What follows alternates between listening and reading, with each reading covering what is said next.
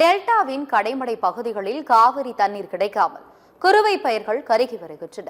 ஒருபுறம் காவிரி ஆற்றில் வெள்ளம் பெருக்கெடுத்தாலும் மற்றொரு புறம் கடைமடையில் நடக்கும் அவலத்தை வெளிப்படுத்துகிறது இந்த செய்தி தொகுப்பு.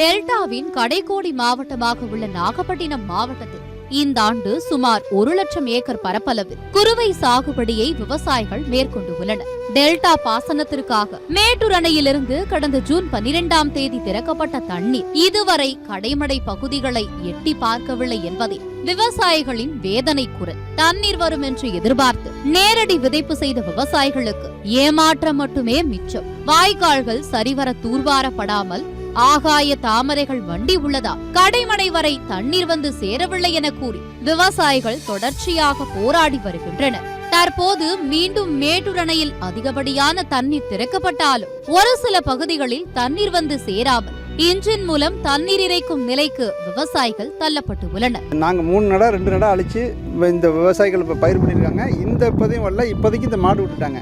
சரியான நீர் மேலாண்மை இந்த அதிகாரிகளால் கிடையாது. தண்ணீர் வந்தும் எங்களுக்கு பாயில்ல. சுமார் 500 ஏக்கர் மாடு விடுற கண்டிஷனில் இருக்குது. இந்த வயல் கூட இப்போ மாடு விட்டுட்டோம். தண்ணி இப்போ 4 நாளாக கீழே போயிட்டுருக்கு. இதுக்கு முன்னாடி 15 நாளாகவும் தண்ணி போயிட்டுருக்கு. இன்ன வரைக்கும் ஒரு நாள் கூட அவங்க ரெகுலேஷன் பண்ணி கொடுக்கல. இந்த ஜேயும் கொடுக்கல, இந்த பிஎம்ஐ யாராரோ சொல்கிறாங்க. அந்த அதிகாரி யாரும் இந்த கிராமத்தை பார்க்கல. என்ன இதுக்கு மேலே ஒன்றும் பண்ண முடியாது. மிராசாரெலாம் அவன் எல்லா அடமானம் வச்சுட்டான். திருக்குவளை அடுத்த வலிவளம், வடபாதி உள்ளிட்ட பகுதிகளில் சுமார் 1000 ஏக்கரில் குறுவை பயிர்கள் தண்ணீரின்றி காய்ந்து வருகின்றன.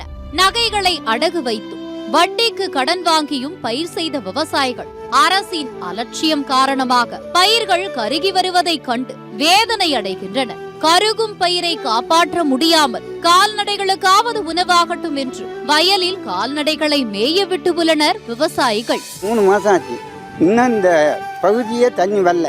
ஒரு ட்ரிப்பு லேசாக வந்த தண்ணி தான். இதுக்கிடையில நாங்கள் உழுதோம், தெளித்தோம். 2 தடவை தெளிச்சிருக்கோம். தெளித்து வீணாக போயிட்டு இப்போ இது முடியலைன்னு இப்போ மாடு விட்டு மேய்ச்சிக்கிட்டு இருக்கோம்.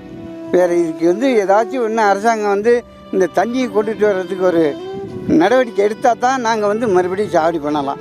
இதே போல திருவாரூர் மாவட்டம் கூத்தாநல்லூர் அருகே ராமானுஜம், கோட்டகம் உள்ளிட்ட பல்வேறு பகுதிகளில் நேரடி விதைப்பில் ஈடுபட்டு வந்த 30 நாட்களுக்கு மேலாகியும் அந்த பகுதிகளில் போதிய தண்ணீர் வராததால் பயிர்கள் கருகும் நிலை ஏற்பட்டு உள்ளது. விவசாயிகள் இன்ஜினை வாடகைக்கு எடுத்து தண்ணீர் இறைத்து வருகின்றனர். மணிக்கு 250 ரூபாய் கேட்குறாங்க. 10 மணி நேரம் ஓடுது 100 உள்ளே பரிசில். அதனால எங்களுக்கு ரொம்ப பாதிப்பாக இருக்கு. எப்போ பசிக்குதோ அப்போ சாப்பாடு போட்டால் தான் நல்லா இருக்கும். எப்போ தண்ணி தேவைப்படுதோ அப்போ கொடுத்தா தான் நல்லா இருக்கும். இது பெரிய தவறு நடந்துகிட்டு இருக்கு.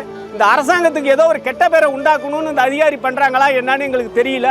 இதை உடனே ஆய்வு பண்ணி உடனே தண்ணி எடுத்து கொடுத்தாதான் இந்த விவசாயம் சிறப்பாக இருக்குங்கிறதான் விவசாயியோட கோரிக்கை. கடைமடைக்கு உடனடியாக தண்ணீர் சென்றடைய நடவடிக்கை எடுக்க வேண்டும் என வலியுறுத்தி தண்ணீர் பாக்கெட்டுடன் தஞ்சை மாவட்ட ஆட்சியர் அலுவலகத்தில் விவசாயிகள் போராட்டத்தில் ஈடுபட்டனர். கிட்டத்தட்ட 700 ஏரிக்கு மேல இருக்க தஞ்சை மாவட்டத்தில் எந்த ஏரியிலையும் தண்ணி முழுவதும் பெருவலை. அதனால உடனே தண்ணியை கடமடை பகுதி வரலையும் சென்றதுக்கு நடவடிக்கை எடுக்கணும். காவிரி ஆற்றில் வெள்ளம் பெருக்கெடுத்து ஓடினாலும் கடைமடை பகுதிகளில் தண்ணீரின்றி குறுவை பயிர்கள் கருகி வருகின்றன. நீர் மேலாண்மையில் தமிழக அரசு தோல்வியடைந்ததா என்று கேள்வி எழுப்புகிறது கடைமடையில் வறண்டு கிடக்கும் பயிர்கள். சத்தியம் செய்திகளுக்காக ஃப்ரைடே ஃபார் ஃபார்மர்ஸ் இயக்கம்.